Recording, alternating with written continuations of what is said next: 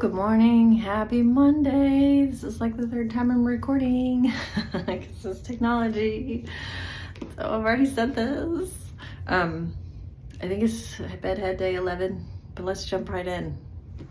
Today I'm going to talk about the power of dailyness. So I have this little rune. I didn't know much about runes till I did a reading with my coach for 2025. And this one is the one that really stuck with me, and I put it on my own little stone. This is the Dagaz. I'm not sure exactly. I don't know much about them. You might know more than I do. It looks kind of like the infinity symbol, also looks kind of like an hourglass. So what I love about this is dailyness. It's a reminder for me to focus on what's happening today and only today, particularly when it comes to finances. And so I actually have this little journal that I had my little Dagaz in, and then I also have my little love flower or love feather. I don't really know why, but I'm just like that. I like little sentimental sort of ritualistic things. So another thing that I got from my coach at the beginning of the year was basically this process of writing down your finances daily. She uses a spreadsheet. I knew that I would never do that. I learned myself well enough to know. The reason why I did this, I got this journal for Christmas, and the reason why I did this is because I had this visceral reaction to checking my bank balances on my bank account. And that can be kind of a valuable thing to do. And even when I had plenty of money in there at times, still just terrified of checking my bank account, like just body sensations, anxiety, feelings of panic, like wanted to avoid doing that. And so that's where I decided to do this so that I could rewire my brain, essentially, to teach it, and there's no structure to it. I mean, I did some actual just free flow journaling, basically wrote down my bank balances, wrote down my spending for the day, and was able to reduce that level of anxiety around checking my bank account. I don't do this as much as I did in the past, partly because it worked for me.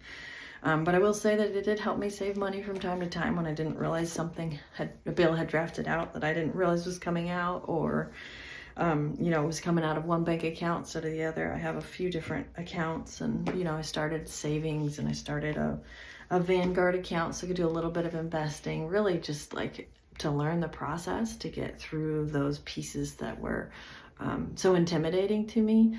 First time I started a a Vanguard account to buy stock and different things. I had to get online with customer service, just figure out how to connect my bank account, which is rare. I don't tend to have trouble with that kind of stuff, but definitely needed help navigating their software. And so, yeah, sometimes it's about like just these daily practices that help us work through the things. I grew up very under-resourced. There were times when we didn't have electricity. Oh, I just tore it. We didn't have food in the cupboards. And so for me, growing up with that sort of built into my wiring and into my nervous system, and then as an adult, my ex-husband and I were below the poverty line our entire marriage. I think collectively together we made like $30,000 a year, and drove beaters. And, once I divorced, that was right after business bankruptcy. And so starting with absolutely zero, no assets whatsoever, and no child support. So have lived this sort of under-resourced life, and have done a lot of work around financial mindset, have taken investing courses, real estate investing, and stuff to work on my money mindset. I talk about that in a blog post called The Last Stone I Turned Over, I think. It's kind of comical, just the level of obsession that I've had with trying to fix my relationship with money. And I think sometimes it's the simple things, right? So for me, it was recognizing that my nervous system was having a response to the most basic process of money management, which is just checking my bank account balance. And where this comes in is that the power of dailyness, right? So when I get a little spun up thinking about the future, thinking about my economic future, thinking about the economy in general, this is my reminder, and I love to keep it on that journal, in that little leather ribbon, this is my reminder to ask myself, do I have enough for today? Are my lights on today? Is there food in the cupboard today? Is there enough gas in my car today? Do I have capacity to work today? Not always even asking, is there money in my bank account today? But this has been such a powerful piece for me to remind myself, like, to focus on what I do have, to focus on that as being enough and not always focused on the lack, right? So I have enough for today. Today is the only day I've got to live, this present moment. So it's been a powerful reminder for me. You may have zero issues with your finances, and I pray that is your truth. But maybe for something else in your life, in your relationships or in your health.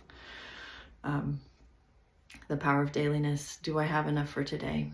Am I alive and breathing today? And currently that is true. So wishing you an amazing Monday after the holidays. I get ready to go to work and get started with it all over again. It's been a really glorious break for me personally.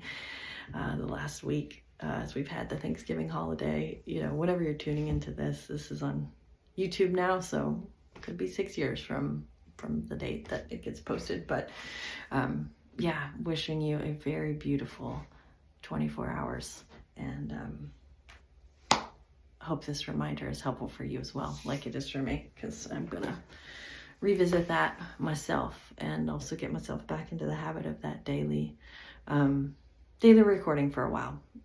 I don't find that it's necessary. I'm not tied to it, but it certainly saved me a little bit of money off and on throughout the year when I, like I said, didn't realize stuff was drafting or different things. So, all right. Take care and namaste.